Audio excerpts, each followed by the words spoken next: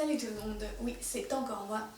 Je cartonne au niveau des vidéos en ce moment parce que là j'ai surtout envie de me mettre à jour au niveau de mes films avant la rentrée. Donc voilà, je finis tout ce qu'il y a à faire avant de reprendre les cours et puis comme ça après on sera tranquille. Donc du coup là j'ai pas mal de films à vous présenter parce que j'en ai vraiment vu beaucoup au mois d'août. Je vais essayer donc de les présenter rapidement. Et nous allons commencer tout de suite avec un film que j'ai vu au cinéma et qui a été une assez bonne surprise. Ah, j'ai encore le message de l'ordi qui vient se mettre au milieu. Donc, il s'agit de Coup de chaud. Donc, c'est un film français réalisé par Raphaël Jacoulot. Voilà. Et donc, c'est un drame qui est inspiré d'un fait divers. Je ne sais plus en quelle année le fait divers a eu lieu, mais ça s'est passé dans un petit village. Je ne saurais même pas vous dire où exactement, mais voilà, c'est inspiré d'un fait divers. Enfin, ça a été assez remanié, donc je suppose que dans la réalité, ça s'est pas passé exactement comme dans le film. Mais voilà, ça se base quand même sur une histoire vraie. Et donc, comme je le disais, ce film, ça a vraiment été une bonne surprise parce que je savais pas du tout à quoi m'attendre en allant le voir. En fait, j'avais bien aimé la bande-annonce, mais c'est vrai que c'est un film qui avait pas beaucoup de promotion, qui faisait un peu petite production, quoi. Donc, du coup, je savais pas trop si ça allait être à la hauteur ou pas. Et j'ai beaucoup aimé en fait, notamment grâce au jeu des acteurs, puisque vraiment tout le film, ça repose majoritairement sur le jeu des acteurs. S'il n'y avait pas ça, voilà quoi, ça sortirait pas du lot. Mais là, les acteurs ont vraiment été excellents dans ce film-là, je trouve, et notamment l'acteur principal. Alors, je suis plus très sûre de son nom, je crois que c'est Karim Leclou. Bon, je retiens mal les noms de toute façon, d'une façon générale.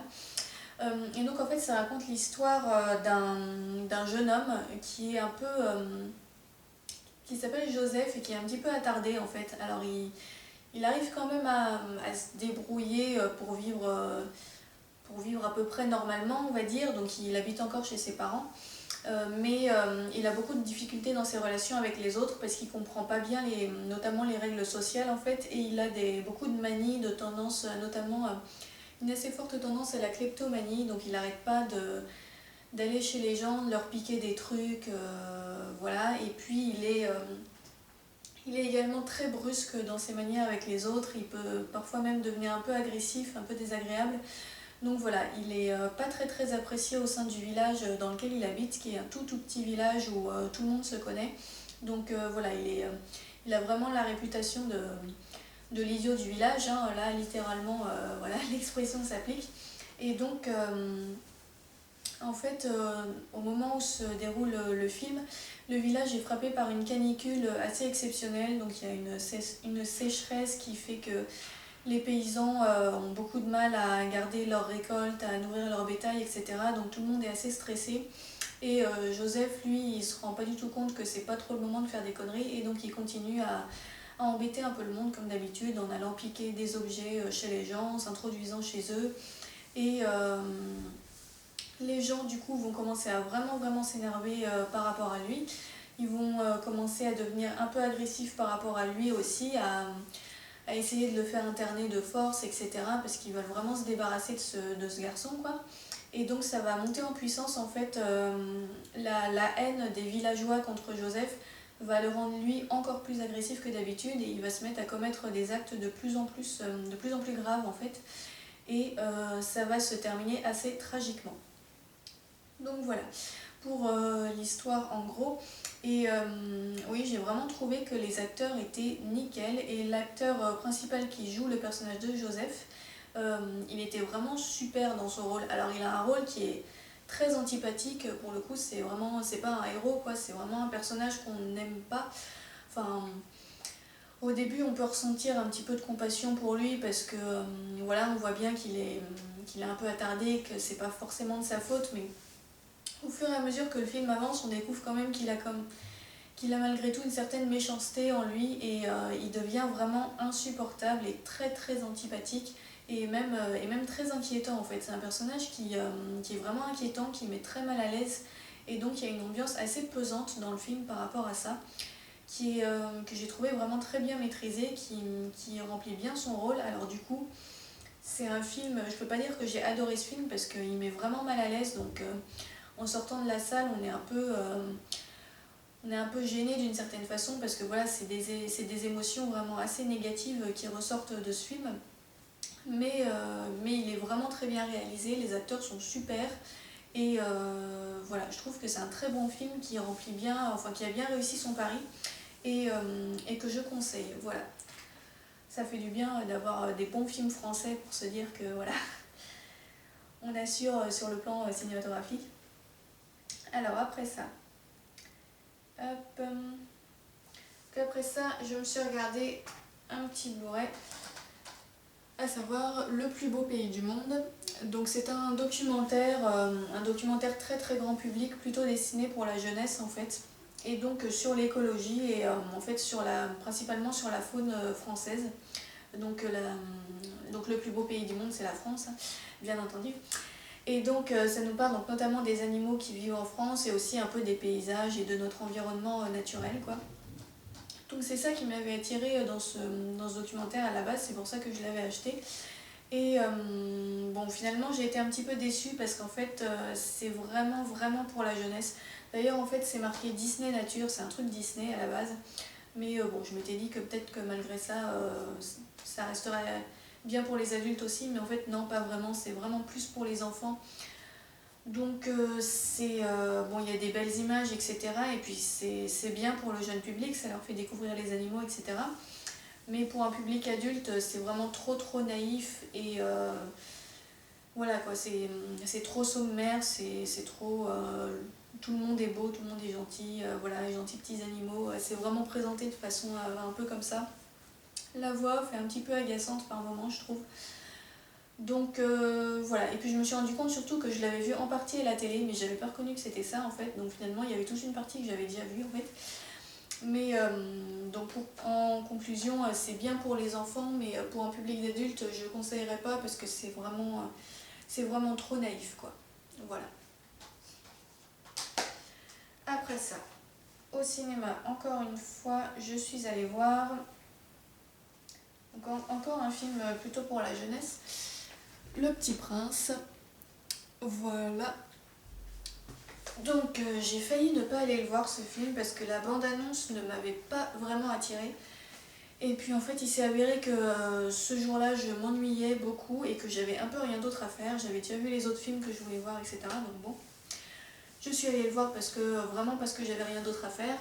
Et bon, finalement j'ai plutôt bien aimé, ça a été un visionnage assez agréable. Maintenant j'ai quand même un avis mitigé par rapport à certaines choses. Donc en fait ça reprend l'histoire du Petit Prince mais de façon secondaire, c'est-à-dire que l'histoire principale c'est une histoire qui se déroule autour du livre Le Petit Prince en fait. Enfin pas du livre mais du récit écrit. Donc en fait ça met en scène l'aviateur qui est le narrateur dans Le Petit Prince. Ça le met en scène de nombreuses années après quand il est devenu vieux. Et donc il habite dans une petite ville voilà, où il est considéré un petit peu comme fou. C'est un peu l'excentrique de son quartier en fait. Et il va faire la connaissance d'une petite fille qui va emménager juste à côté de chez lui. Et cette petite fille, elle vit seule avec sa mère qui est une personne très très autoritaire qui veut absolument dominer, contrôler tous les aspects de sa vie. Donc ces deux personnages, l'aviateur et la petite fille, sont un peu opposés au départ et en se rencontrant, il y a une relation d'amitié qui va se développer autour notamment de cette histoire du Petit Prince que l'aviateur va vouloir faire découvrir à la jeune fille pour l'aider à se sortir un peu de son quotidien qui est trop strict et enfin, qui ne laisse aucune place à la liberté et à l'imagination. Donc voilà, c'est en image de synthèse, c'est un film d'animation. Et donc toute cette histoire autour du Petit Prince, bon, elle est assez sympathique. Après, il y a des moments où je trouvais que c'était un peu niais quand même, parfois. Sauf sur la fin. J'ai trouvé que la fin était assez réussie, il y avait vraiment des bonnes idées sur la fin. Du coup, je peux pas trop en parler pour pas spoiler, mais voilà, j'ai davantage préféré la dernière partie du film par rapport au début qui était un peu cliché, un peu caricatural.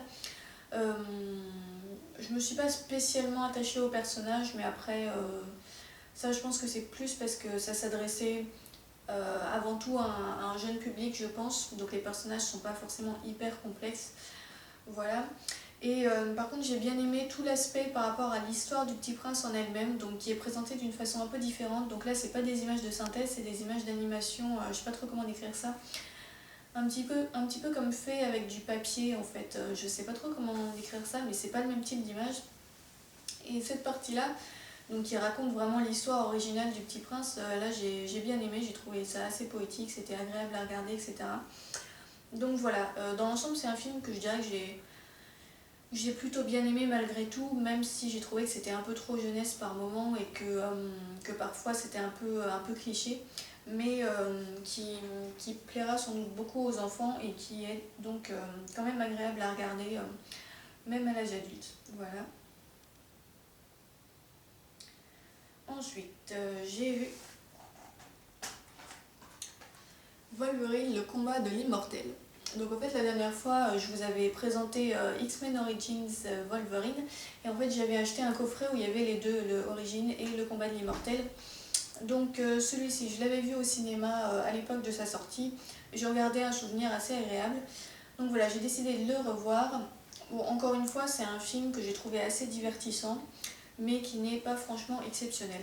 Pour ma part j'ai préféré le premier... enfin la partie origine, parce que j'ai trouvé que les personnages étaient plus intéressants et plus originaux. Là, celui-là, le combat de l'immortel, il est peut-être mieux réussi au niveau de la réalisation, mais je trouve que les personnages sont un peu moins développés et un peu plus, peut-être un peu moins originaux. Enfin, en tout cas, j'ai moins accroché avec eux. Après, voilà, ça se passe au Japon où Wolverine, en fait, va retrouver une connaissance qu'il a eue à l'époque de la Seconde Guerre mondiale, en fait, quand il se trouvait, je sais plus s'ils étaient à Hiroshima ou Nagasaki, mais il se trouvait à l'un des endroits où il y a eu la bombe atomique, et donc il avait sauvé un soldat japonais à cette époque-là. Et donc ce soldat, qui est maintenant très vieux, lui demande de venir le voir au Japon parce qu'il va bientôt mourir et qu'il aimerait lui offrir un cadeau en remerciement de lui avoir sauvé la vie à l'époque. Et donc évidemment, en arrivant au Japon, Wolverine va se retrouver pris dans une espèce de complot autour de la famille de ce soldat qui est devenu depuis très très riche et qui s'est beaucoup enrichi notamment par le biais des nouvelles technologies.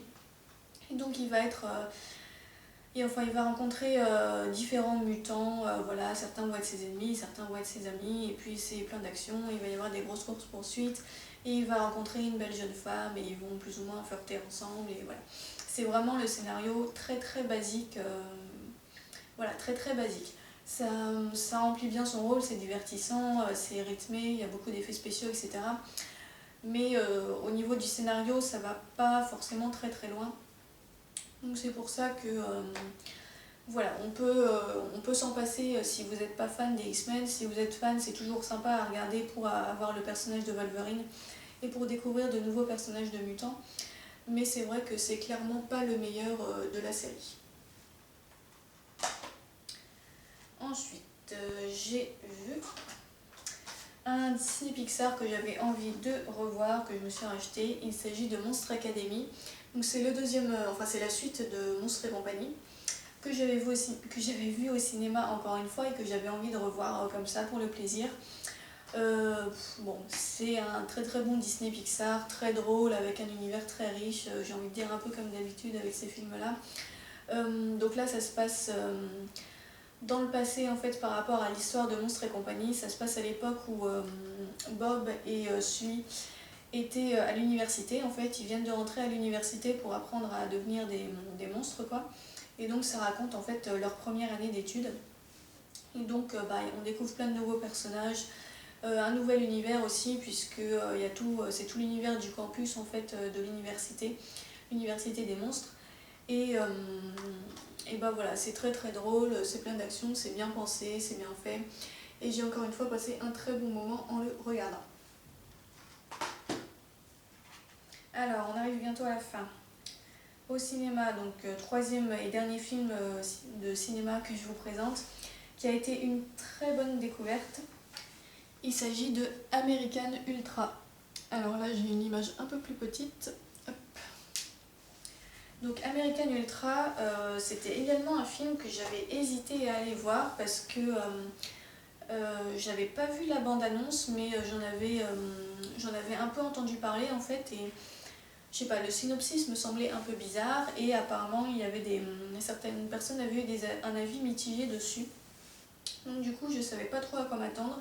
Et puis en plus j'avais vu que dans le casting il y avait Kristen Stewart, que je ne connais pas plus que ça, mais bon, j'ai quand même une image un peu... Enfin, j'ai quelques préjugés par rapport à cette actrice, du fait qu'elle a joué dans Twilight et que, voilà, elle se traîne un peu une réputation pas forcément excellente depuis, et surtout depuis les films comme Blanche-Neige et Le Chasseur, où paraît-il, elle était vraiment pas très douée dans son rôle. Je sais pas, j'ai pas vu le film, mais c'est ce que j'ai entendu dire, donc voilà, ça m'avait un peu bon de voir qu'elle était au casting. Mais après j'ai vu qu'il y avait aussi Jesse Eisenberg, que lui par contre c'est un acteur que j'aime bien.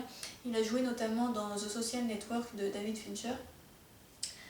Et donc et j'aimais beaucoup l'affiche du film aussi, donc celle que je vous ai montrée, je la trouvais très sympa.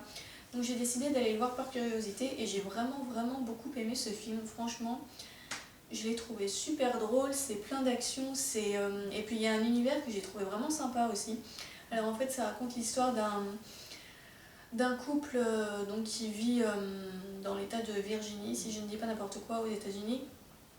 Et c'est deux jeunes un peu paumés, voilà, qui passent leur temps à se droguer, qui ont un petit job un peu minable et qui n'ont pas vraiment de projet dans la vie, mais ils sont très amoureux l'un de l'autre et ils sont relativement contents dans la situation dans laquelle ils sont. Et en fait, un jour, le personnage... j'ai déjà oublié les noms des personnages, c'est terrible ça. Mike, je crois qu'il s'appelle, ouais, Mike Howell, va être abordé par une femme qui travaille à la CIA et qui en gros lui dit qu'il est un agent spécial dont la mémoire a été effacée. Voilà, donc ça c'est un peu le pitch de l'histoire, et donc il y a des agents de la CIA en fait qui ont décidé de l'éliminer parce qu'ils estiment qu'il est trop dangereux, même si sa mémoire a été effacée, parce que si jamais il était réactivé un jour, il pouvait devenir dangereux pour la population selon eux. Voilà. Donc voilà, c'est une histoire, le pitch est déjà un peu surréaliste au départ, on se dit que c'est pas très crédible comme truc, mais en fait c'est parce que ce film c'est à la fois un film d'action et une comédie, donc en fait c'est assez absurde du début à la fin en fait. Il se passe plein de trucs où on se dit que ça pourrait pas vraiment arriver, mais faut vraiment le prendre au second degré en fait, et quand on le prend au second degré, bah c'est super drôle. Moi franchement j'ai beaucoup aimé, j'ai bien rigolé en le regardant, et puis c'est aussi bien réalisé, il y a beaucoup de scènes assez spectaculaires.